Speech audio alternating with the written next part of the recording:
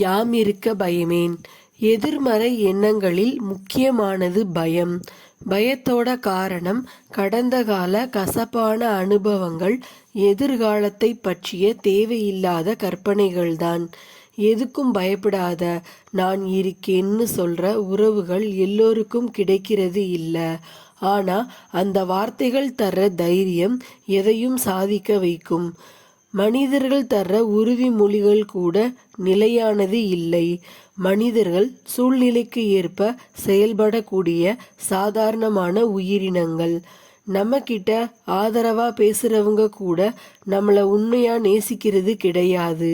நாக்கில் அமிர்தம் உள்ளே விஷம், இப்படிதான் பெரும்பாலான மக்கள் இருக்காங்க.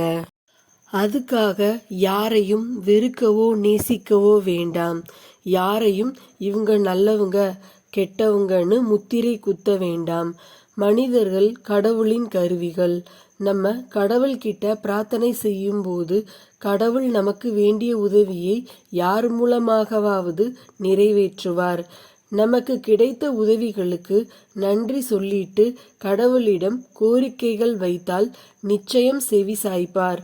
உங்க இஷ்ட தெய்வத்தை உறுதியா நம்புங்க. வழிபாட்டுக்கு முக்கியத்துவம் கொடுங்க. அப்புறம் தெய்வ சக்தி யாமிருக்க பயமேன்னு உங்களை காப்பாத்தும்.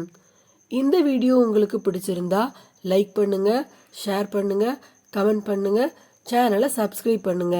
நன்றி.